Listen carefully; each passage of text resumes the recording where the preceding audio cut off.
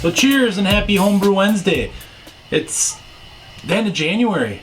Holy crap, where did this month go? All I can say is that we definitely did some good brewing in the month of January.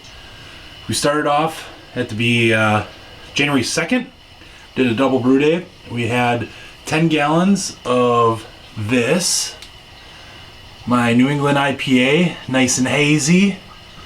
Hopefully it's Lou approved, but yeah, we got that going. So I got Eldorado, Citra, and Mosaic in here, and the aroma's pretty lovely on this.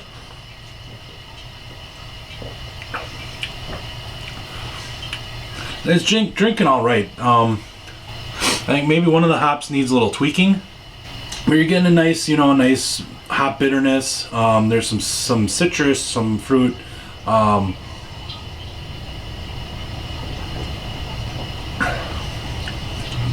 little bit of a piney note, but it's I think if I do this again, I might swap out some hops. I might leave the Citra and maybe swap out the Eldorado with something else. But anyways, it's drinking all right though. So did that. We did a Belgian wheat beer and put it on blueberries, and I might have a picture of that. If I do, I'll put it right here. But yeah, so we put that Belgian wheat, put it on 5 pounds of blueberries for about 2 weeks, and that's in the keg carbon up right now. So that'll be probably in a future Homebrew Wednesday. That one's called Smurf Juice. Then we tried our first ever Kettle soured Berliner Weissen, and that one didn't go so well.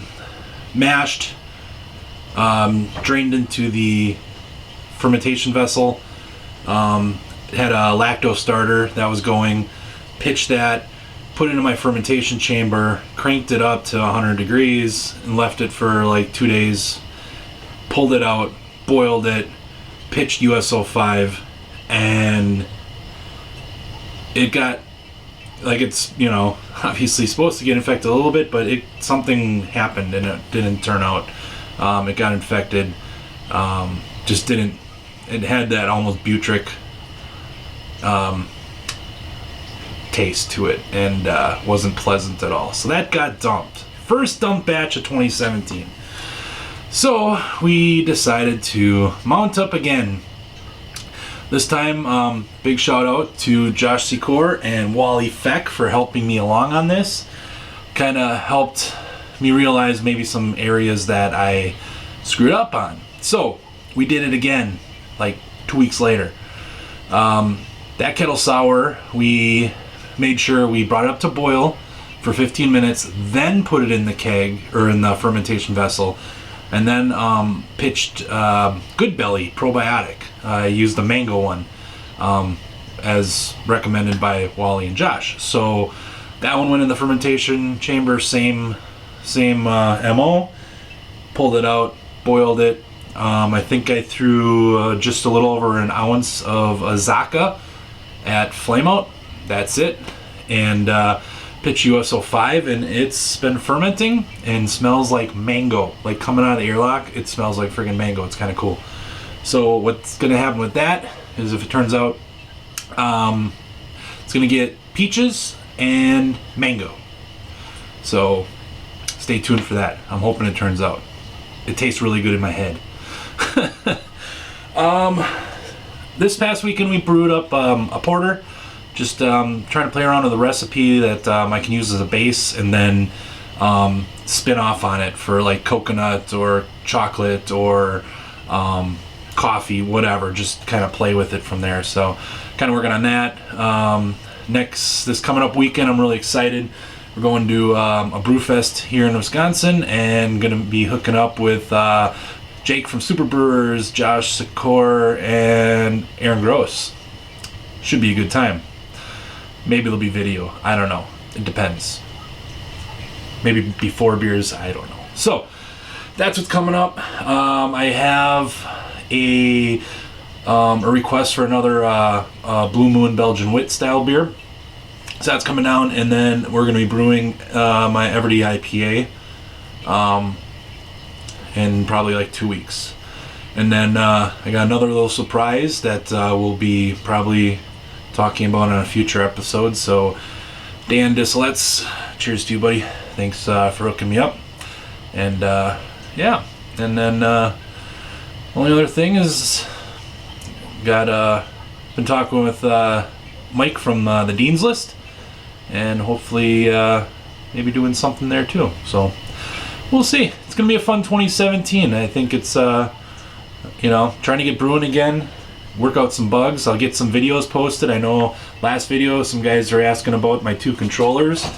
Basically, instead of having one box, I split it out, so I have my HLT and my mash electronics in this one, and then I have my boil and my timer in this one. I could have went to a 50 amp service and just had it in one box, but I pretty much had all the spare parts just to do 2 30 amp circuits, and basically all I had to do was buy the 2 boxes, and I had it separate. Now the cool thing with this is that I can do back-to-back brews. So while I'm boiling over here, I can have my strike water or sparge water heating up over here, so I can be doing simultaneous brews. When I do get a chance to brew, sometimes I like to do back-to-back double brew days. So by being able to do this, instead of having like a 12-hour marathon brew day, I can still get it done in like 8 hours. So yeah, so it's just trying to be efficient and use my resources wisely, I guess. But oh yeah, so I just noticed that we went over 1,000 subscribers a little bit ago. So I think it's been like 5 years on YouTube now.